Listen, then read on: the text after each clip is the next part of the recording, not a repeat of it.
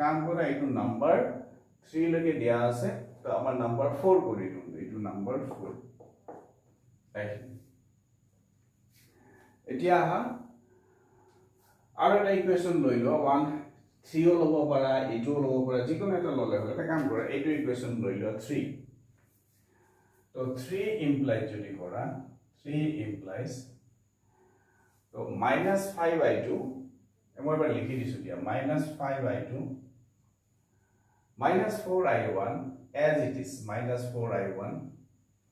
plus twice i3 আছে তো i3 জায়গাত কি লিখবা i2 যেহেতু i2 আৰু i3 ইকুয়াল তো plus twice of i2 equal to 0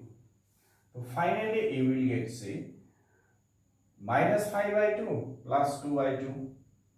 that will be your what minus thrice of i2 এটা কাম কৰা i1 দাও লিখি দিয়া -4i1 4i1 -5 plus 2 -3 minus thrice of i2 equal to 0 so almost আমি সলভ কৰিলো এতিয়া চাবা আমাৰ কাম ইজি হৈ যাব তো মই ইয়াতে কৰি দিছো after this is an equation in i1 i2 this is an equation in i1 i2 তো এইটো আমি সলভ কৰি দিলে ভ্যালু পাই যাম নাম্বাৰ 5